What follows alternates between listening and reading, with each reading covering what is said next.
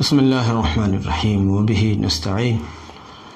آج 18 ستمبر 2022 بروز اتوار سوال جواب سیگمنٹ کا 15واں ایپیسوڈ لے کر حاضر خدمت ہیں۔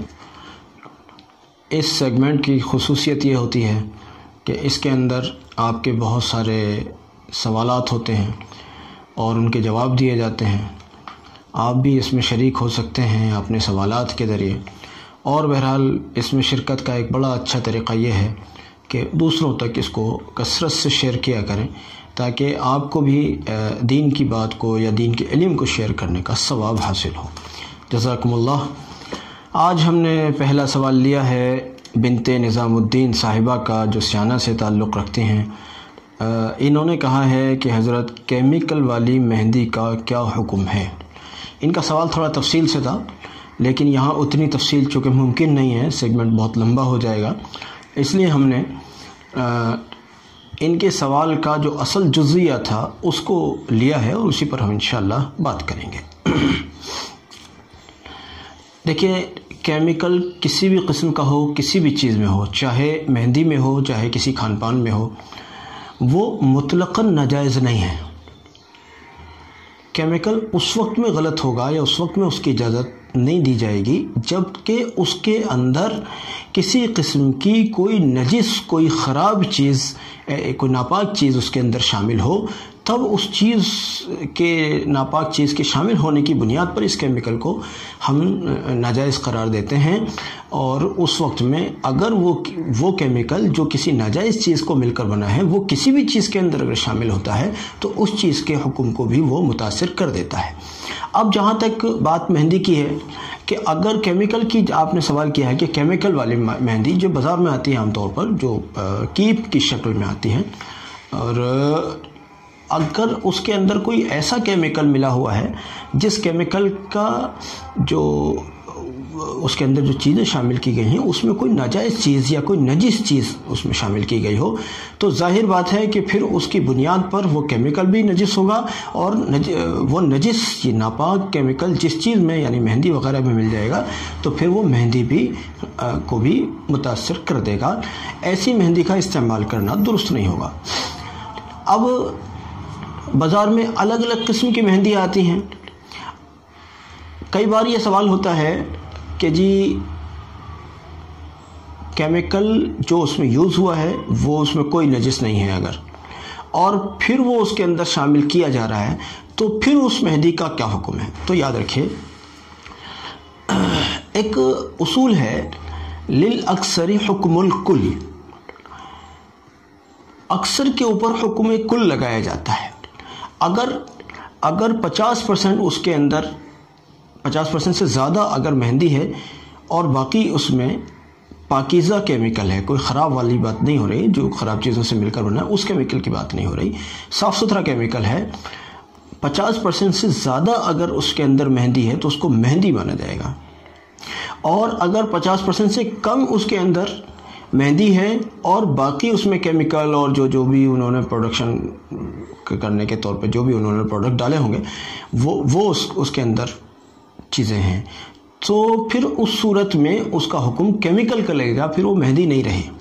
لیکن بس اس کے جائز اور ناجائز ہونے کے لیے بس اس اصول کو یاد رکھیں جو ہم نے پہلے ذکر کیا کہ اگر اس کے اندر کوئی بھی نجس چیز ڈالی گئی ہے تو بہرحال اس کا حکم نجس کا ہوگا، ناپاک کا ہوگا، لیکن اگر کوئی نجس چیز یا کوئی خراب چیز، نقصان دہ چیز کوئی نہیں ڈالی گئی ہوگی تو اس کو پھر درست رکھا جائے گا، اس کا استعمال کیا جائے گا۔ لیکن چونکہ بازار کے اندر ایک قسم مہندی کی وہ آتی ہے کہ جس کو اگر ہاتھ وغیرہ پر یا ناخن وغیرہ پر لگایا جائے تو وہ پپڑی کی شکل میں جم جاتا ہے، جیسے کوئی پرت جم جاتی ہے، جیسے کوئی پینٹ وغیرہ آپ دیکھیں گے، کوئی پینٹ وغیرہ جم جاتا ہے تو وہ پپڑی کی شکل میں جم جاتا ہے۔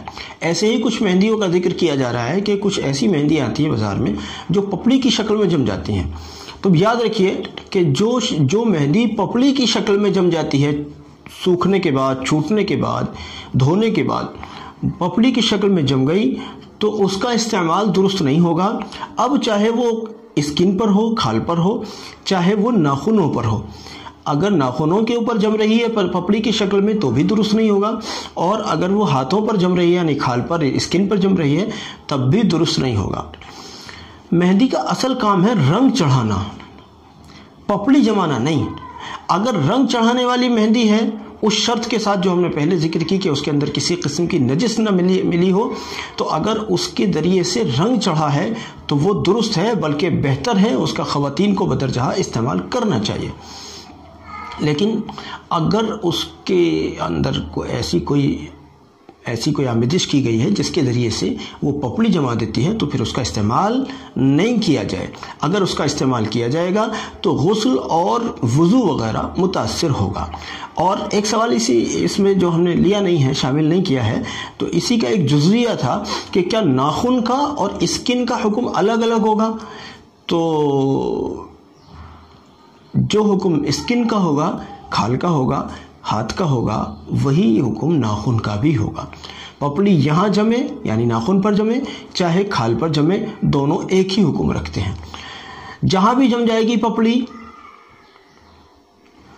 وہیں کے اعتبار سے وضو اور غسل کو متاثر کرنے والی ہوگی۔ اگر کوئی بھی چیز اگر جمی ہوئی ہے، یہاں تک کہ خواتین آٹا گوندتی ہیں، کوئی بہرحال آٹا گوندتے وقت میں اگر ناخنوں کے اندر آٹا جم جاتا ہے اور آپ نے وضو کر لیا اور وہ ایسا جم گیا ہے کہ اس کے اندر تک پانی نہیں پہنچا، کھال تک پانی نہیں پہنچا، تو آپ کا وضو ناقص رہا۔ اب آپ کی ذمہ داری ہوگی کہ اس کو صاف کر کے دوبارہ سے اس حصے کو دھویا جائے۔ بہرحال اس میں تھوڑا سا احتیاط کریں۔ ہماری بہنیں بہت عام طور پر چونکہ یوز کرتی ہیں وہ مہندی، تو ان کو یہ بہت تفصیل سے، اگر پھر بھی کوئی جزویہ ایسا رہ گیا ہو جو مارکیٹ میں کوئی اور قسم کی اگر مہندی آتی ہو ہمارے علم میں نہ ہو، تو آپ پھر دوبارہ سے سوال کریں اور بتائیں کہ یہ حصہ باقی ابھی رہ گیا ہے۔ بہرحال اگلا سوال یحییٰ انصاری صاحب کا لیا گیا ہے۔ یہ کہتے ہیں لائف انشورنس کرانا کیسا ہے؟ چونکہ لائف انشورنس سراسر سود کے اوپر منحصر ہے اور سود اسلام میں حرام ہے، لہذا سود سے جڑی ہوئی جتنی بھی چیزیں ہوں گی، چاہے سود کا لینا ہو، چاہے سود کا دینا ہو، چاہے بینک سے ملنے والا انٹرسٹ ہو یا پھر انشورنس کی شکل میں ملنے والا انٹرسٹ ہو، اس کی اجازت نہیں دی جا سکتی۔ اور بہرحال سود کسی بھی صورت جائز نہیں ہے، نہ سود لینا جائز، نہ دینا جائز، نہ دلانا جائز، نہ گواہی دینا جائز، نہ اس کا کوئی راستہ بتانا جائز۔ بہرحال اس سے متعلق جتنی بھی چیزیں ہیں وہ بالکل جائز نہیں ہوں گی۔ اب انشورنس میں کیا ہوتا ہے، آپ نے مان لیجئے قسط وائز کچھ رقم جمع کی، اب جب اس کے ملنے کا اور لوٹائے جانے کا وقت آیا تو اس سے بڑھ کر وہ رقم ملتی ہے۔ ذرا کوئی بتائے کہ وہ بڑھی کیوں ہے؟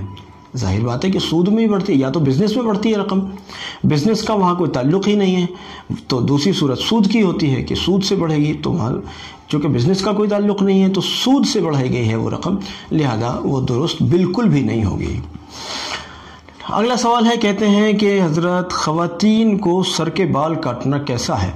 خواتین کو سر کے بال کاٹنا بلا عذر شرعی کے جائز نہیں ہے۔ عذر شرعی کیا ہے؟ مان لیجئے سر میں کوئی چوٹ لگ گئی، اب اس کی کوئی عمل جراحی ہونا ہے، اس میں کوئی کچھ بھی ڈریسنگ وغیرہ کرنی ہے ڈاکٹر کو، ڈاکٹر اپنا ٹریٹمنٹ اس میں کرنا چاہتا ہے اور بالوں کی وجہ سے کوئی دقت ہو رہی ہے تو وہ تھوڑے بہت ضرورت کی حد تک بال کاٹ دیتا ہے، تو یہ عذر شرعی ہو گیا۔ لیکن اس کے علاوہ کسی اور بے وجہ، کسی غیر معقول وجہ پر سر کے بالوں کو کاٹنا خواتین کے لیے بالکل درست نہیں ہوگا۔ اگلا سوال، کہتے ہیں کہ خواتین زیر ناف بال ریزر سے صاف کر سکتی ہیں؟ دیکھیے، اگر بات کی جائے جائز اور ناجائز کی، تو ریزر سے خواتین کے لیے بھی صفائی کرنا جائز تو ہے لیکن بہتر نہیں ہے، اور اس کا ایک بڑا نقصان یہ ہوتا ہے کہ اصل میں اللہ نے ایک نظام بنایا ہے، مردوں کا بھی ایک سسٹم بنایا ہے، خواتین کا بھی ایک سسٹم بنایا ہے، ان کی باڈی الگ انداز کی بنائی ہے، ان کی باڈی الگ انداز کی بنائی ہے۔ اگر بالوں کی صفائی کے لیے اگر ریزر کا استعمال کیا جاتا ہے، یعنی بلیڈ وغیرہ کا استعمال کیا جاتا ہے، تو اس سے شہوت پیدا ہوتی ہے، اور خواتین کے اندر پہلے ہی سے اتنی شہوت ہوتی ہے، تو اس لیے خواتین کو منع کیا جاتا ہے کہ وہ ریزر کا یعنی بلیڈ وغیرہ کا استعمال نہ کریں۔ اور فضول کی شہوت کے پیدا ہونے سے بچیں. اس لیے ان کو جو دوسرے بازار میں محفوظ قسم کے کیمیکلز آتے ہیں یا اس ٹائپ کی صابن وغیرہ آتی ہیں یا اور جو بھی جہاں جو کچھ آتا ہے بہرحال بازار میں ان کا استعمال کیا جائے بشرط کہ وہ اس کے اندر کوئی خراب چیز یا صحت کو نقصان پہنچانے والی چیز موجود نہ ہو. تو اس شرط کے ساتھ ان چیزوں کا، ان کیمیکلز کا، ان صابن، ان کریم، ان پاؤڈر جو بھی آتا ہے ان چیزوں کا استعمال کیا جائے اور بلیڈ سے بچیں. مردوں کو چاہیے کہ وہ بلیڈ کا استعمال کریں کیونکہ ان کو ضرورت ہے کہ ان کے اندر شہوت پیدا ہو. اگر ان کے اندر شہوت پیدا ہوگی تبھی تو وہ خواتین اپنی بیویوں کے حق ادا کریں گے. اگر ان کے اندر شہوت نہیں ہوگی تو بیویوں سے ایک طرف پڑے رہیں گے اور بیویاں بیچاری منتظر رہیں گی کہ ہمارے حقوق ادا کیے جائیں. تو اس لیے بہرحال مردوں کو مشورہ دیا جاتا ہے کہ وہ بلیڈ کا استعمال کریں اور خواتین کو مشورہ دیا جاتا ہے کہ وہ بلیڈ سے بچیں. اچھا جی، اگلا سوال ہے، کہتے ہیں قرآن کریم وغیرہ کی بوسیدہ اوراق کا کیا کرنا چاہیے؟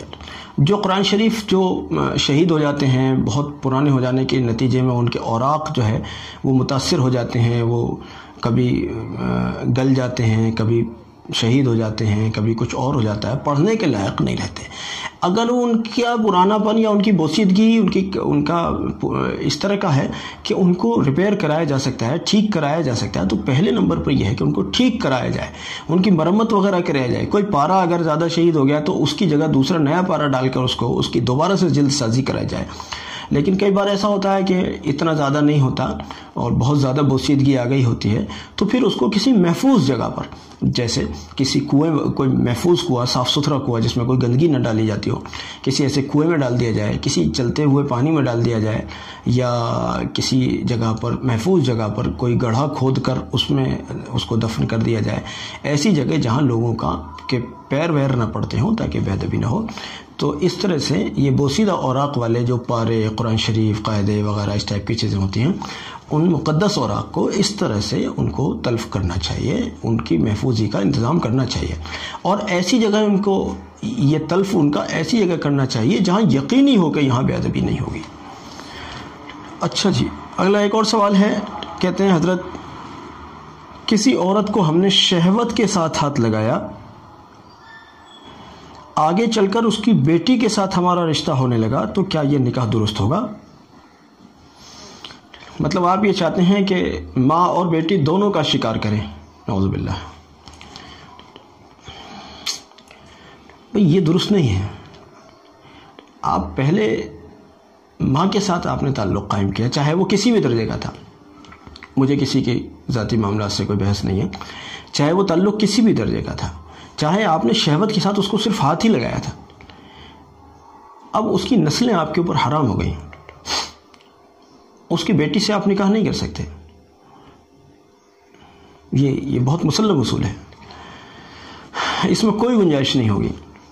اگر کسی عورت کے ساتھ میں شہوت کے ساتھ اس کو ہاتھ لگایا تو اس کی بیٹی آپ کے لیے حلال نہیں رہے گی، نکاح اس سے نہیں ہو سکتا.